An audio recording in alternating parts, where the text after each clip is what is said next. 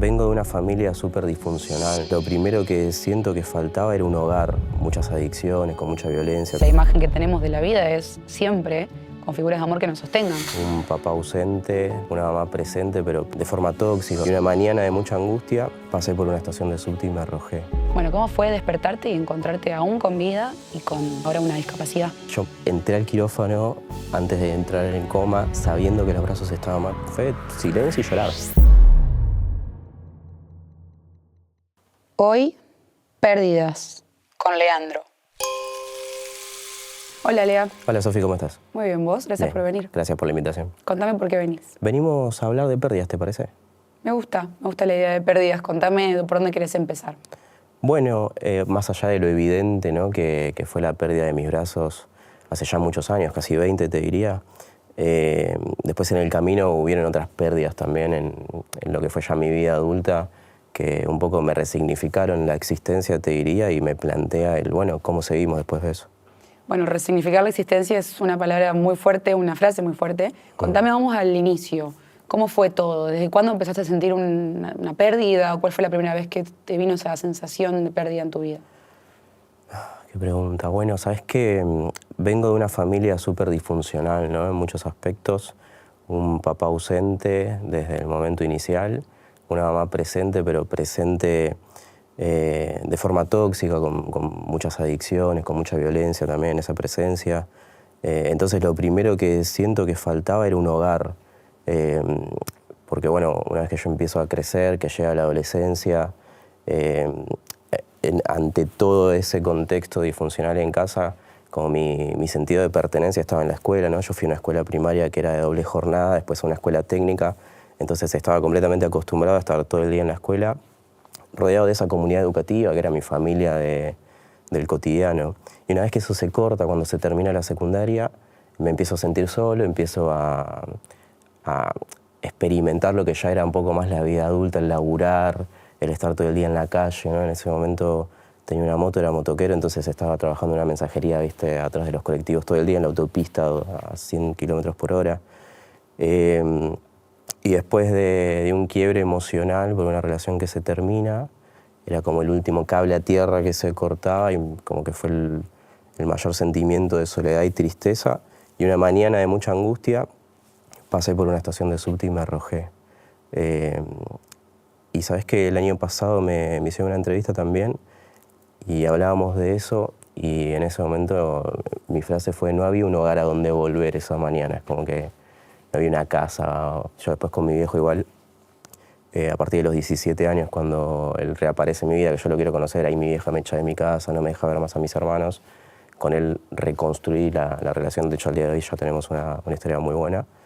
Pero en ese momento, viste, era mucha soledad, mucha angustia, entonces no había un hogar a donde volver. Entonces te diría que la primera falta que identifico fuerte fue la falta de ese hogar, de esos padres, ¿no? Sí, ahí me contaste, sí, ni hablar, las figuras de amor, que encima uno se supone o cree que tiene que tener, porque la imagen que tenemos de la vida es siempre con figuras de amor que nos sostengan. Cuando llegamos a la vida necesitamos sí o sí alguien que nos reconozca, que nos dé un lugar, que nos dé un nombre, un amor, un lugar en su propio deseo, que nos aloje en ese deseo. Y ya hay tres ausencias, no sé si pérdidas porque, como vos me decís, están. O sea, es muy difícil decir cómo lo catalogamos. Una ausencia, si yo los veo y están. Es ausencia de amor, es pérdida de ese lazo que por ahí yo me había idealizado, pero ya una infancia atravesada con muchas complicaciones. Me dijiste recién algo que fue, bueno, algo muy, muy tenso de haberte arrojado a las vías de un subte. ¿Cómo fue tu relación en ese momento? Me dijiste que fue a partir de la pérdida de una pareja, pero ¿cómo fue tu vínculo en ese momento con tu mamá? Me lo nombraste como tóxico, ella con muchas adicciones. Claro. No, igual aclaro que la pérdida de la pareja fue como la gota final, ¿no? Claro. De un balde de mierda que se estaba llenando, hacía muchos años ya. Mi vieja, por ejemplo, igual yo cuando doy entrevistas, ¿no? Siempre aclaro que, bueno, que han pasado 20 años, que no tengo vínculo con ella en este momento como para... Yo siempre voy a creer que las personas pueden mejorar, así, la verdad que lo espero.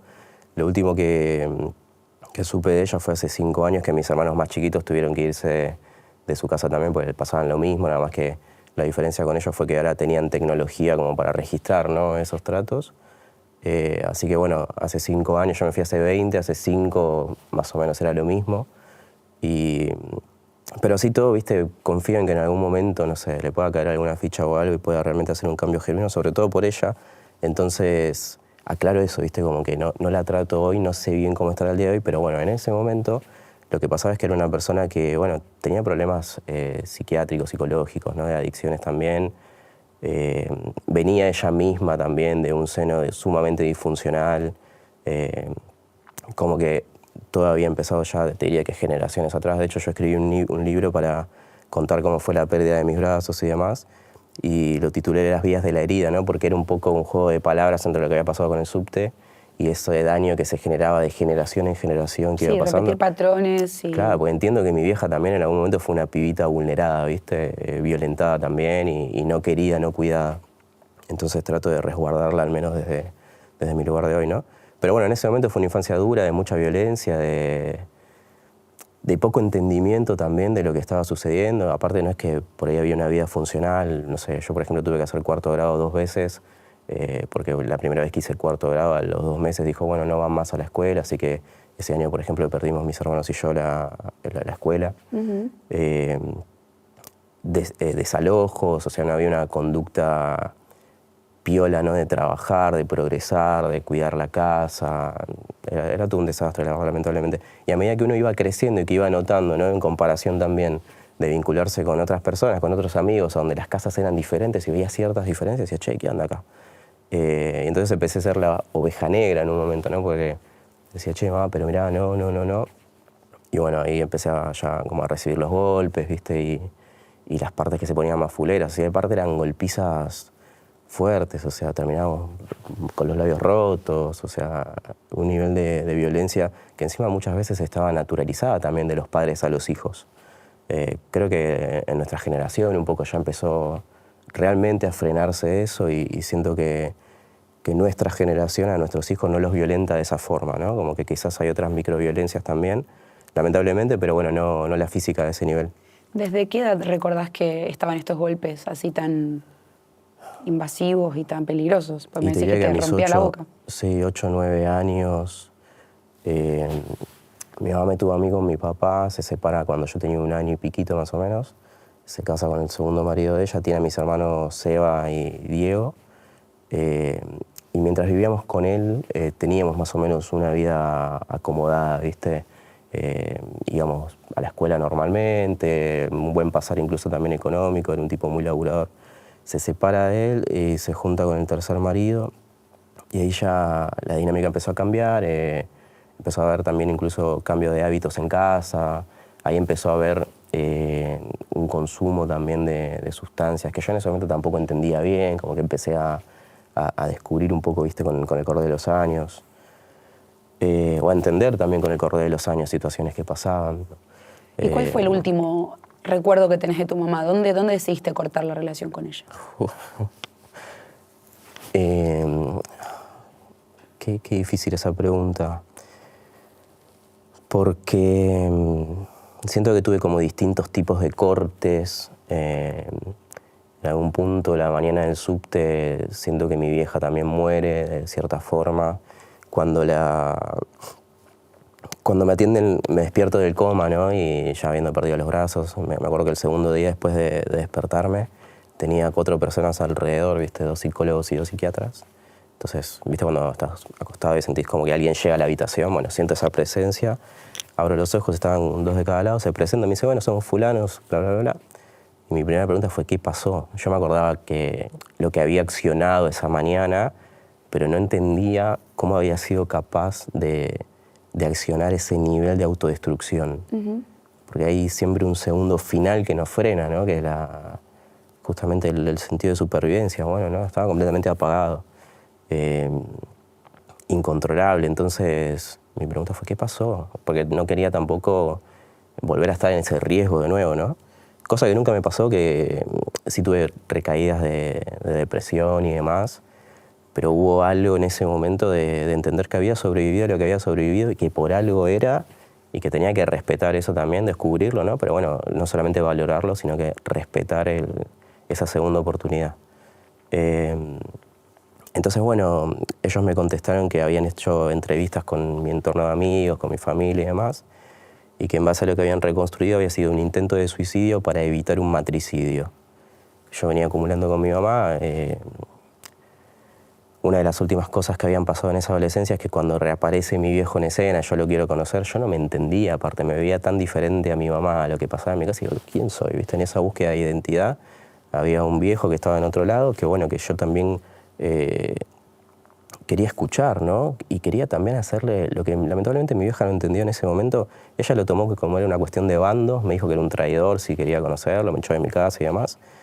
Y yo le quería preguntar a mi papá, yo, sin que nadie más me lo dijera, por qué se había borrado. Que de hecho fue lo que hice. Sí, querías tener respuesta de tu propia historia, que no tiene que ver con tu mamá, Total. sino con la parte paterna. Exacto, ¿viste? Y lo hicimos cuando me encuentro con mi viejo, un tipo rústico, entonces la digitalidad le costaba. En ese momento de MSN, ¿viste? Chateábamos un ratito, me dice, che, la segunda me dijo, mirá, no entiendo esto, me dice la computadora. ¿Dónde estás? Te voy a buscar, tomamos un café. Y me vino a buscar, fuimos a un bar, y muy gracioso, pues es un tipo muy carismático, agradable, ¿no? Entonces después de un rato de risas y de comentarios sobre San Lorenzo, que es fanático, le digo, che, mirá, todo bien, me caes bien, pero ¿dónde estuviste? Le digo, ¿qué pasó? Y ahí me dijo algo que fue sumamente sincero, ¿no? Y aparte noté también, por primera vez en mi entorno de adultos, que se hacía responsable y no le echaba la culpa al otro. ¿Viste? Como que me dijo, mirá, tu mamá es re complicada, ya lo sabés, pero yo era un pendejo, estaba en cualquiera, me importaba más ir a la cancha y esto y esto y esto que ser padre. Ellos tenían 19 y 20 años, mi viejo Claro. 20 y mi mamá 19, ¿no? Eran muy chicos, de hecho mi vieja, viste que recién hablamos de ella sola con 3 pibes, 24 años con 3 chicos, ¿ves? Era una piba todavía, entonces entiendo, porque yo ya tengo 3 hijos también y voy experimentando lo difícil que es, ¿no? Criar gente, que no era fácil. Y eran pibes, entonces bueno, cuando mi viejo me dice eso, acota y me dice, mirá, no se puede volver el tiempo atrás, claramente, pero lo que podemos hacer desde ahora es tener una nueva historia que sea distinta. Y la verdad es que lo hizo, lo intentó, estuvimos mucho tiempo de conocernos también, porque de repente era un adulto que yo no veía como papá, veía más como un amigo y que por momentos, viste, quería darme, no sé, algún consejo o sugerencia de cómo vivir y siempre, amigo, ¿qué onda? Ahora... Lo que pasa es que fíjate que es interesante cómo vemos el proceso de la paternidad o la maternidad cuando, bueno, en el caso que vos me decís, entiendo que probablemente al ser tan chicos, no sé si lo buscaron de manera consciente, al embarazo y en el momento quizás la persona no está preparada para maternar o paternar. Claro. El tema es que es demasiado también cruel el decir, bueno, no estoy listo, me voy a mirar un partido de fútbol, voy a hacer mi vida, porque ahí hubo un niño que tuvo esa ausencia tan fuerte y tan necesaria como la de una figura paterna, pero lo, entre comillas, interesante es, bueno, ahora ya sí, pasaron tantos años, soy una persona más adulta, estoy preparado para paternar. Total. Y estuvo ese intento, está esa búsqueda, Sí. y de tu parte como, ahora no sé si te puedo ver como un padre, porque yo también ya en algún punto tuve que subsanar o reemplazar esa ausencia, sea simplemente dándola por perdida, sea teniendo una figura paterna en otro lado, no lo sé. Pero bueno, el proceso de adopción de un padre también sucede. Si venís 12 años después, 16 años después, no sé si puedo optarte como papá, pero podemos construir un vínculo que quizás es valioso para los dos. Me dijiste que hubo un intento tuyo de matricidio que te contaron. No, claro, no, justamente, según la reconstrucción, como que todo daba que yo fuera a matar a mi viejo, una cosa por el estilo, por todo lo que veníamos pasando con mis hermanos y ese nivel de violencia y demás, pero no estaba en mí jamás. De hecho, cada vez que yo recibí una golpiza era tratar de cubrir los golpes, no era devolvérsela o enfrentarla, entonces me iba moretoneado, roto. O sea, fue una hipótesis de que podías haberla matado. Que como estaban dadas las situaciones, era más para que alguien fuera a atacar a su madre que lo estaba atacando y que estaba realmente poniendo en riesgo su propia vida, que otra cosa. Yo opté por... a ver, tampoco es que tengo el mejor carácter del mundo, ¿no? También he tenido que desarrollar un nivel de personalidad, te digo que fuerte para sobrevivir a la sociedad hostil después de haberme quedado sin brazos y adquirir una discapacidad, que es otro capítulo, ¿no? Pero no me gusta discutir, o sea, no me gustan los conflictos, si se pueden evitar. Yo siento que soy muy parecido a mi viejo en ese aspecto. Entonces, no es que iba al choque, al contrario, esa mañana en vez de ir al choque o expresar lo que tendría que haber expresado de otras formas, me fui a autolesionar. O sea, nada que ver. De hecho, lo que a vos te pasó, lo que vos llevaste a cabo se llama pasaje al acto. Es una manera de, no puedo resolver esto de ninguna forma, lo llevo en un acto que no deja de ser muy simbólico, porque vos me dijiste que, bueno, fue una mañana, ¿no? Sí, 8 de la mañana. Que esa mañana para vos murió tu mamá. Y si sobreviviste, o sea, el hecho de haber sobrevivido a ese acto de que era una muerte, de volver a la nada, o sea, el acto de tirarte a las vías de un tren o un subte, es un acto de acá ya no tiene que haber más nada. Sin embargo hubo vida. Y es una especie de, ahora volví a nacer, por lo que vos seguramente ya has contado, pero ya no nací de mi mamá, nací de mi propio acto de haber sobrevivido a esto. Qué loco eso. Entonces, ahí es como, mi mamá murió, porque ya yo no nací de ella. ¿Me explico? Impresionante, sí. Es como poder sanar algo que te hubiese gustado sanar, que es no tenerla a ella. Pero no porque no querías tener a tu mamá. ¿Quién no quiere tener a su mamá? Claro. Pero no quiero tener esta mamá. O con esta mamá no puedo más. Entonces necesito resolverlo de alguna manera. Bueno, me quito la vida, que es lo que ella me dio, lo único que me dio. Sin embargo, la vida ya no le pertenece, porque yo logré sobrevivir de algo que es casi imposible sobrevivir, que es tirarte de abajo de un subte, de un tren. Increíble lo que acabas de decir. Sabes que pusiste en palabras sensaciones que yo venía como construyendo en la cabeza durante los últimos años, ¿no? De entender también, en base a este último acercamiento de mi vieja, que lo hablé con mi psicóloga Gloria, que le mando un saludo, por qué yo no tenía intenciones, ¿no? Porque le digo, Gloria, ¿qué voy a hablar ahora? ¿Viste? ¿Para qué? ¿Qué nos puede decir en este momento? No sé, por ejemplo, hipotetizando, ¿no? ¿Nos podría pedir disculpas? No sé, justificarse o algo. Yo, que una vez que fui papá, me costó siempre entenderla como hijo, ¿no? Una vez que fui papá, no la podía justificar más, la verdad. No solamente en los actos violentos y en ese violentar a la generación siguiente que yo frené, o sea, ¿viste? A mis hijos les doy cosas distintas y demás. Sino también en entender un poco qué es lo que le pasaba, ¿viste? O sea, que no solamente nos violentaba, sino que siempre el hermano mayor, ella le bajaba línea a los hermanos que seguían, que era el enemigo. Entonces, en un momento, yo siempre fui el mayor, a mí no me bajaron esa línea, ¿no? Pero la recibí, o sea, recibí ataques de mis hermanos. Cuando Seba, que es el segundo, que viene después de mí, tuvo que irse de casa también, que fue a, no sé, menos de un año después de que yo me fui, durmió 3 o 4 días en una plaza en la calle y un día me dice, che, boludo, mirá, no sé qué hacer, necesito ayuda y te quiero pedir disculpas, me dice, porque una vez que vos te fuiste entendí lo que querías decir, pues claro, le empezó a pasar a él. Él empezó a ser el escudo de los más chiquitos, el que recibía las trompadas y demás. Bueno, cuando Seba se va, los más chicos empiezan a recibir que Seba también era el nuevo traidor enemigo. Entonces, claro, no puedo justificar eso que hizo con los hermanos, ¿viste? No, hay algo que es muy importante poder diferenciar cuando te digo esta lectura que vos pudiste hacer, de verlos como personas muy indefensas, que también tuvieron su propio sufrimiento, que es entender el contexto para que a mí me produzca cierto alivio, el decir, no fue contra mí, no tuvo las herramientas esta persona. Claro. Pero eso no significa justificar jamás.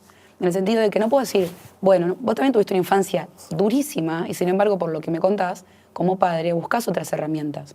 Fallo en el camino también, ojo. Ni hablar, pero supongo yo que en diferente medida o con... Bueno, ¿no es cierto? La intención es por ahí todo. Entonces, si tu intención está siempre en trabajar y qué sé yo, no repetiste la historia finalmente. No. Encontraste otras herramientas en esa búsqueda. Ahora sí me interesa por ahí, bueno, obviamente sobreviviste, te quedaste sin brazos. ¿Cómo fue ese proceso de descubrirte nuevamente en vida? Porque la idea antes de tirarte seguramente habrá sido terminar con todo, como te digo, fue un pasaje al acto, fue un...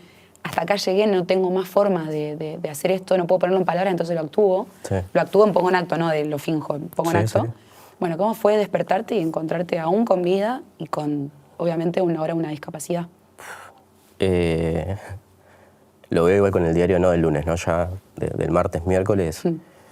Y me abrazo en el tiempo también, porque en ese momento yo entré al quirófano antes de entrar en coma, sabiendo que los brazos estaban mal, porque lo había escuchado ahí en la guardia, ¿viste? Igual en ese momento es como que entraba en shock, entonces me iba y venía, no estaba así despierto, ¿no? Y consciente. Pero bueno, escucho que esos brazos están mal. Cuando voy al quirófano, el cirujano Carlos Marchese, que le mando un abrazo también, se presenta y me dice, hola, Leandro. Yo en ese momento ni Leandro, como era una cosa así, sí, lo que se entendía. Y yo había escuchado, ¿no? No sé si eran enfermeros o qué, que este brazo está muy mal, va a haber que sacarlo, fue la frase literal que dijeron. Y yo digo, ¿qué están diciendo? No, estamos hablando de otra cosa. No, estás hablando de mis brazos, que explico. Yo ya era periodista de siempre, ¿viste? Entonces, contame qué pasó. No, estamos hablando de otra cosa, y medio como que me duermo. Viene el cirujano, entonces yo le digo, Doc, no me saque los brazos. Y él me dice, mirá, yo te voy a salvar la vida y lo demás después se resuelve. Y ahora te tenés que dormir. Bueno, me duermo, entro en coma.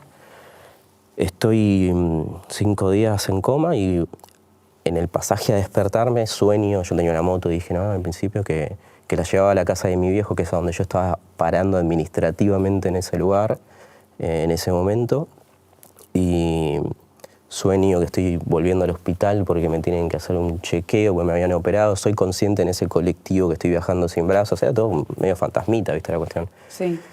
Y cuando llego al Ramos Mejía, que fue donde sucedió todo, que me salvaron la vida de una forma increíble lo que hicieron en ese hospital público durante toda mi internación, desde no solamente lo clínico, lo emocional, increíble todo. Yo nunca lo había recorrido en mi vida real. Entonces llego a la puerta, empiezo a caminar por unos pasillos, a flotar por unos pasillos. Cuando llego a una habitación veo una cama blanca, una habitación totalmente blanca. Sentí que era mi cama, que me tenía que acostar, y cuando me acosté apoyé la cabeza en la cama, abrí los ojos, ¿viste? Cuando abro los ojos acá, tenía una enfermera sentada al lado, me dice, hola Leandro, ¿te despertaste? ¿Quién sos? Soy Roxana, te estoy cuidando hace 5 días. Yo ya ahí no entendía nada, me acordaba que mi último registro era un sábado. Entonces digo, 5 días, ¿viste? Como que pienso, digo, miércoles, pasa otra enfermera, hola Leandro, ¿te despertaste? Gabriela se llamaba. Nunca más las volví a ver, sí, después de esos días, pero nunca me olvidé sus nombres.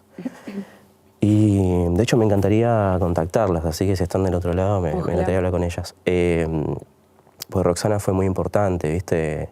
Ahora te cuento por qué. Y en ese momento cuando pasa Gabriela, le digo, hola, ¿qué día es? Miércoles. Le digo, bueno, ok, llamen a mi viejo. Ahí al rato aparece mi viejo y mi mamá y me empiezan a...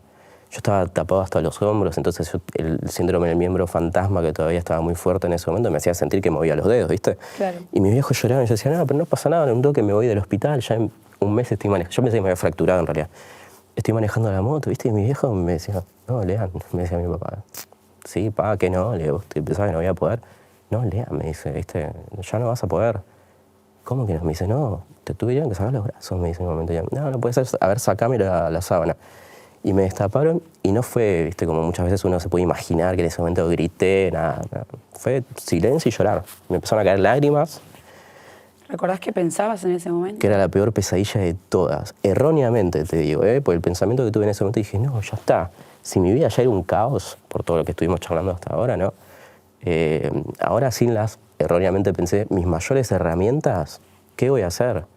Y en realidad no eran mis mayores herramientas. La mayor herramienta que por suerte no se había golpeado y había que laburar en la salud mental, pero a nivel funciones estaba bien, era esta. Entonces, primero lloré 2 meses, te diría, y estuve internado igual 20 y pico de días, ¿no? Pero al segundo día vino la charla con estos doctores, ¿no? Los psicólogos y los psiquiatras que te conté al principio. Después al 4º o 5º día yo estoy en terapia intensiva todavía y empiezo a escuchar la voz de mi vieja que estaba pidiendo documentación del accidente y todo para hacer un juicio de Metrovías. Había sido siempre una persona muy materialista, ¿viste? Ya habían habido situaciones así, pero dije, estoy todo conectado, cableado, ¿cómo estás pensando en este momento? Aparte un juicio, ¿por qué? ¿Entendés? O sea, si el salto final había sido mío. O sea, había, creo que un montón de cuestiones y sumatorias de hechos calamitosos que me habían llevado al andén. Sí, eso fue lo que conté después en mi novela, como para también contarle un poco a la sociedad por qué convivía con el estigma suicida, porque es muy duro para la sociedad que te hayas querido quitar la vida, ¿viste? Sí. Te señalan. Entonces, en un momento tú decís, che, hubo una historia antes de ese salto también. Miren, es todo esto. Pero bueno, en ese momento, ¿viste? Mi vieja pidiendo esa documentación, yo la escucho, viene a mi encuentro y le digo, ¿qué estabas haciendo? Y encima le quería hacer un quilombo a mi viejo, que fue lo que más bronca me dio en ese momento, como que le quería sacar la patria potestad para que mi viejo no pudiera tener poder sobre mí, y justamente si había un juicio o algo, marginarlo, ¿entendés? Yo me acababa de despertar de un coma. Sí, sí.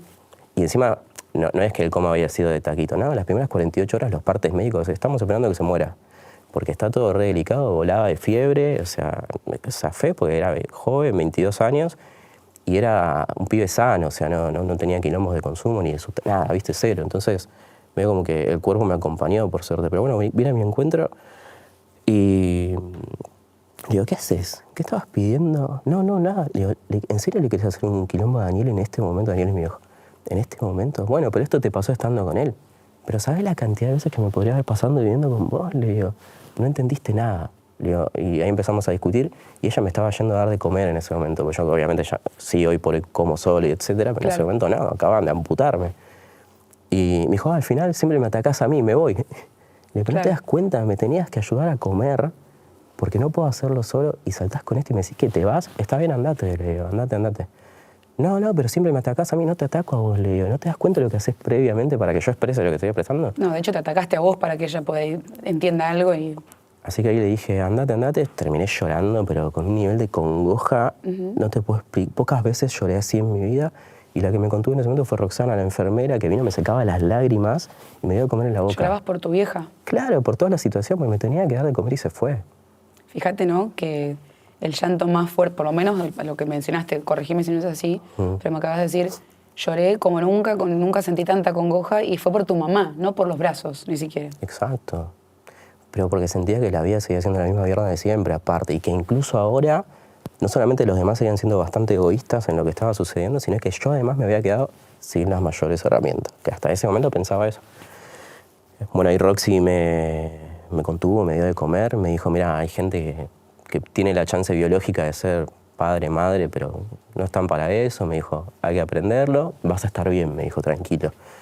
Y bueno, a los días, viste, yo seguía llorando todo el tiempo y no sabían qué hacer conmigo los médicos, porque clínicamente estaba bien, pero a nivel cabeza no. Entonces la duda era, lo mandamos a un neuropsiquiátrico, pero si hacemos eso y lo separamos de sus amigos, que eran la contención absoluta, lo dejamos solo, él necesita esa contención, entonces estaban ahí. Y bueno, había un debate, ¿no?, en el equipo de salud mental, ¿qué hacemos? Si le damos el alta y sale mal, pues todos pensaban, este pibe va a salir y va a ir Sí, va a volver a intentar algo. a continuar, viste, lo que quedó inconcluso. Yo tenía la convicción, como te dije antes, de que no iba a pasar más porque había sobrevivido y quería respetar también esa segunda chance, ¿no? Y bueno, en ese momento el debate fue, bueno, ¿qué hacemos si no? Si no, y me lo dijeron, che, mirá, estamos en esta. Y si yo te doy el alta y haces alguna, mejor la carrera, me dijo uno, viste, que no te decía quién fue. Y yo, no, pero confía en mí, ¿no? Nada que ver. Y me dijeron, bueno, dale, intentalo, va a estar todo bien. Ahí igual, antes de esa charla con el equipo de salud mental, fue clave el que me era un amigo mío, que yo estaba llorando, ¿viste? Así, mis días eran ver la copa de un árbol, que yo tenía una ventana alta, nada más en la habitación del hospital, y lloraba todo el día. No sé, me despertaba a las 6 de la mañana y me dormía a las 2. Era todo el día llorar. Y en un momento estaba Facundo, el que era mi amigo, sentado en silencio, ¿viste? Que los pibes medio que se internaron conmigo todos. Éramos, no sé, como 20 y pico de personas, ¿viste? Durante el día en un quilombo eso.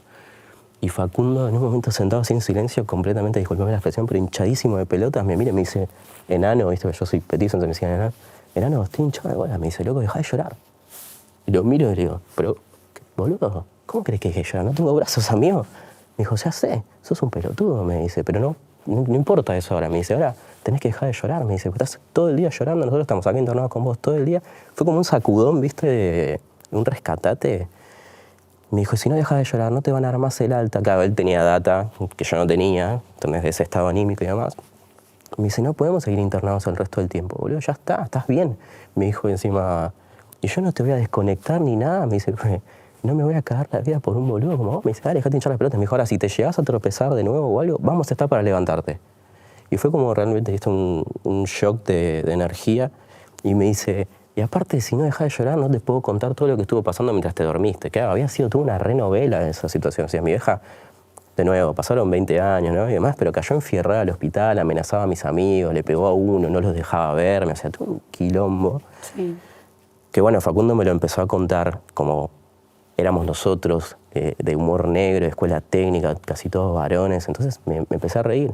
Y ese día fue como un clic, estaba internado todavía de... Te conectó con el humor, Sí. y con la palabra, y con esto de te voy a contar algo. Y me fue a dar una galletita, y cuando la fui a agarrar con la boca me la sacaba y me decía, ole. Y digo, ¿qué haces? Me dice, para mí vas a ser el mismo de siempre. Y nosotros hacíamos esas jodas en la escuela. Qué importante, porque claro, es demostrarte esto, no te voy a ver con compasión, en el Para sentido nada. de pobrecito. Y eso te humaniza, eso te dignifica, eso te da, bueno, ni hablar del, como te digo, que te conectó con la palabra y con el humor, que es lo que nos saca muchas veces Sí. en su debido momento y con mucho cuidado. No es que a cualquiera le podemos hacer una joda o lo que No, sea, obvio. pero estaba la confianza, estaba el amor, estaba la buena intención. Total. Y te sacó un poco de ese infierno, ¿viste? Sin dudas, fue la salvación absoluta, siempre se los agradezco. Siento muchas veces, si bien no la vida adulta, cada uno va teniendo su camino, sus tiempos, sus hijos. Cada vez que tengo la chance de agradecérselos, lo hago porque no solamente me habían salvado la vida durante muchos años en la escuela, quizás ellos sin enterarse, porque Sí. lo que pasó también es que yo contenía mucho a los demás, entonces cuando pasa a mí dije, no, pero ¿cómo no contaste nada, viste? y ellos me salvaban en el cotidiano igual, haciendo un chiste, estábamos todo el día juntos y a mí era un lugar que me gustaba estar en la escuela.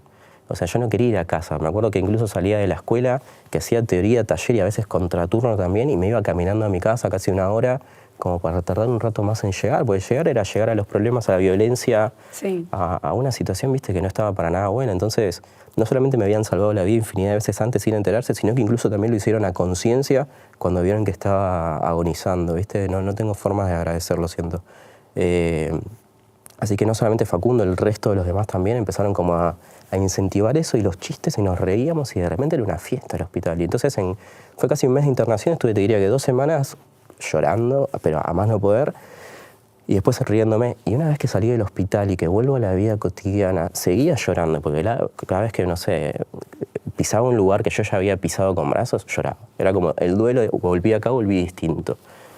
Lloraba, pero no sé, viste, hubo un clic en base al humor.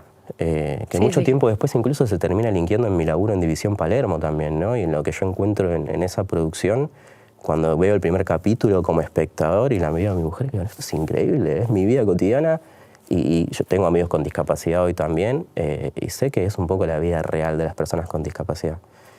Bueno, vos me hablaste hoy, cuando pusiste el tema acá en cuestión, dijiste pérdidas. Bueno, la pérdida de los 2 brazos.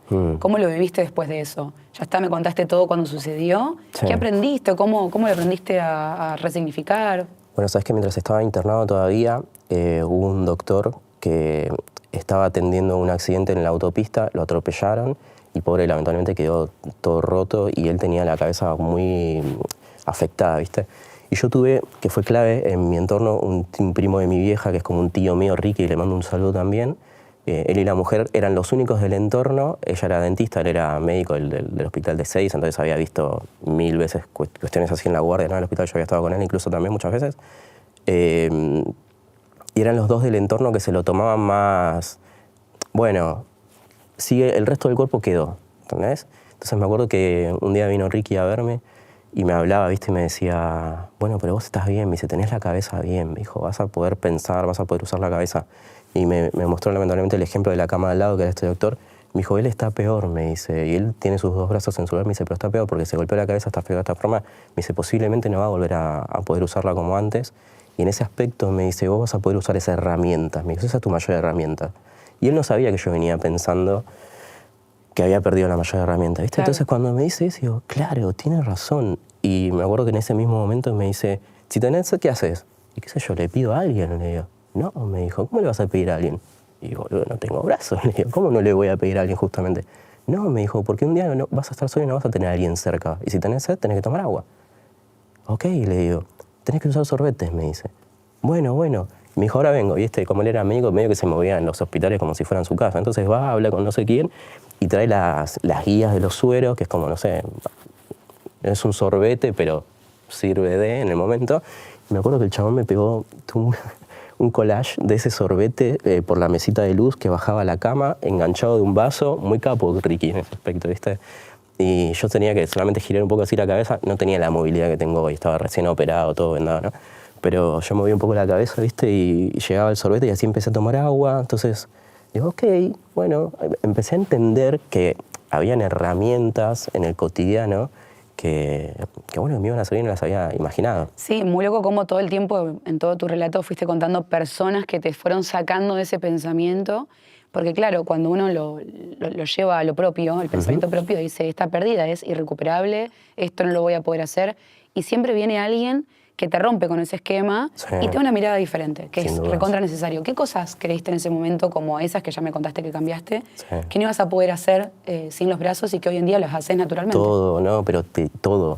Yo siempre digo, era un papiro cuando me desperté de ese coma y mi viejo me destapan y veo, fue, la puta madre, qué pesadilla, e instantáneamente un papiro interminable, como digo siempre, de no voy a poder manejar más, no voy a poder comer solo, no voy a poder ir al baño, o sea, era todo no. Incluso uno de los ítems era no me voy a volver a enamorar, ¿viste? Porque había comprado ese discurso de las películas donde la persona que está en una situación fulera a nivel médico se termina enamorando de alguna enfermera en el futuro. Entonces yo flashaba eso en mis noches de insomnio, ¿viste? En ese momento.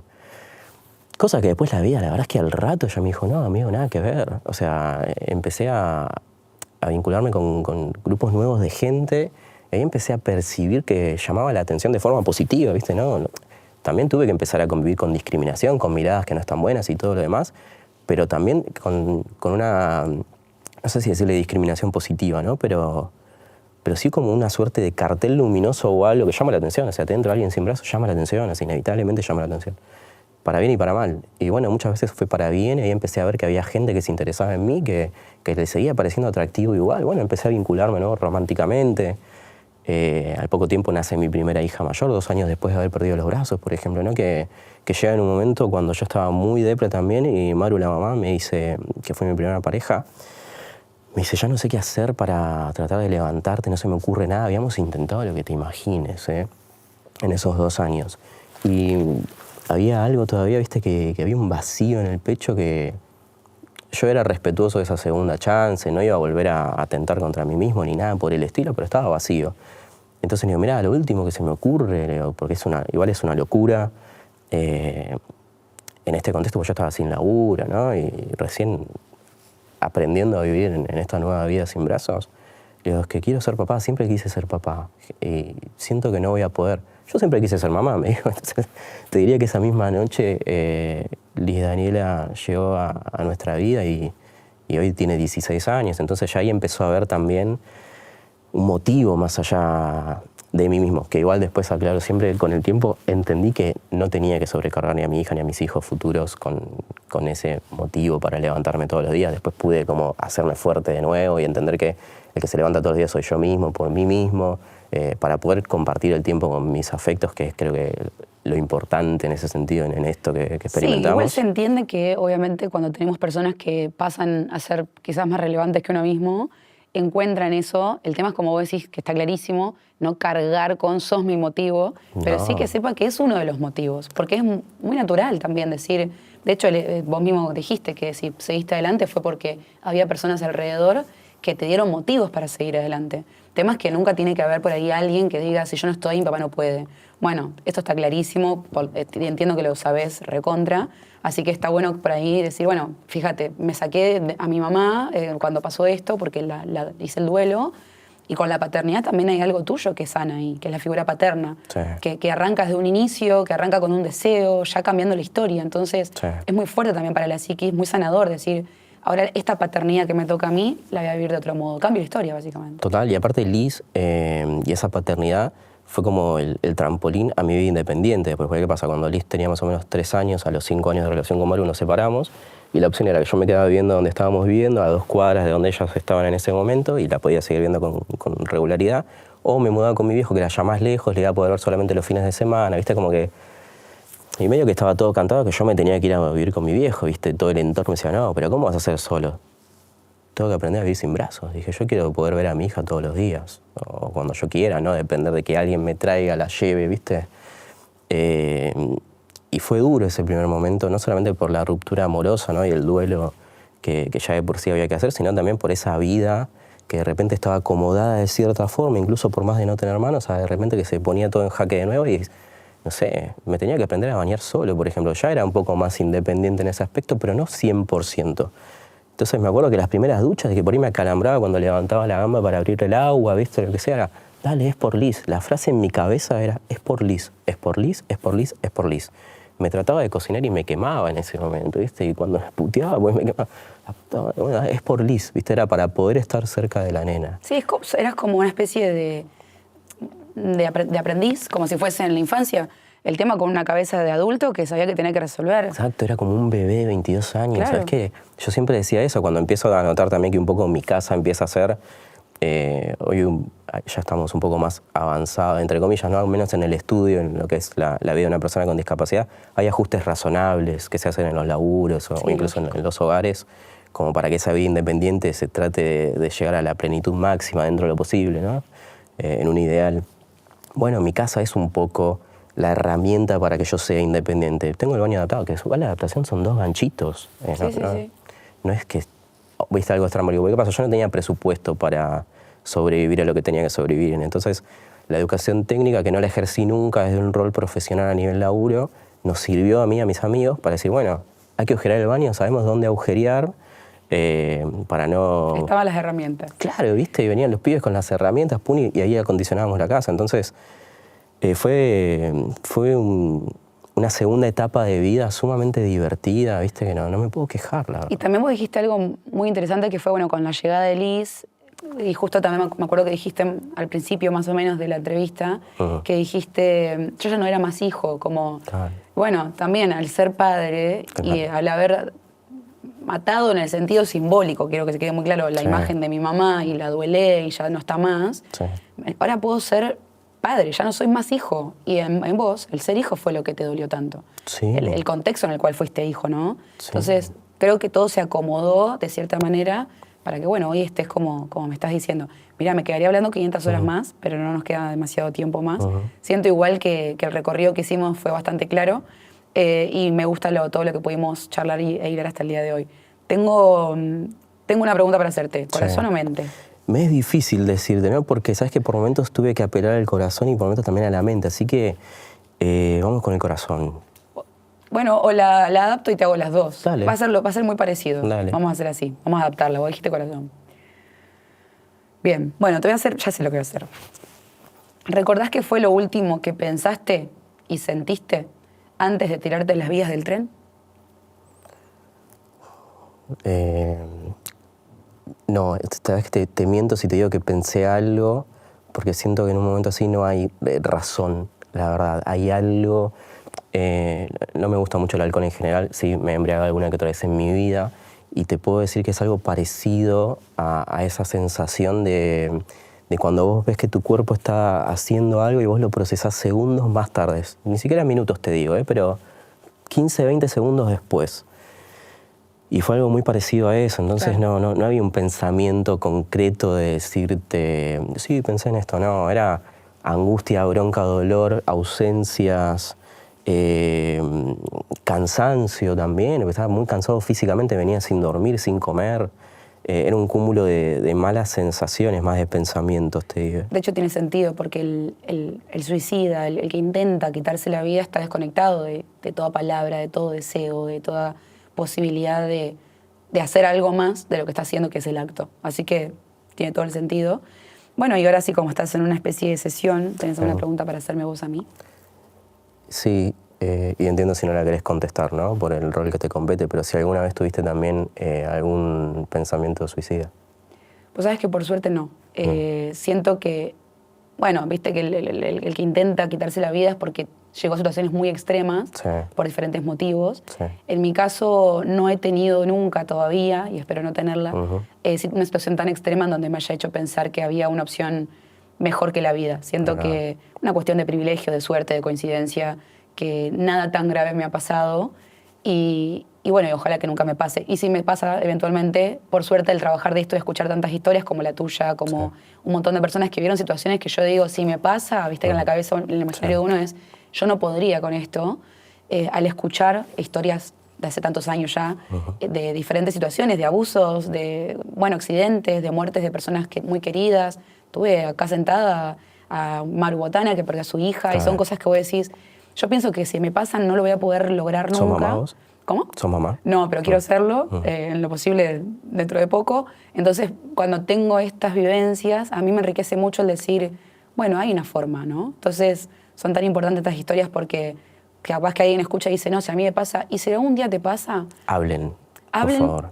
Y fíjate que hay personas que lograron hacer una vida completamente digna y llena de amor y de deseo.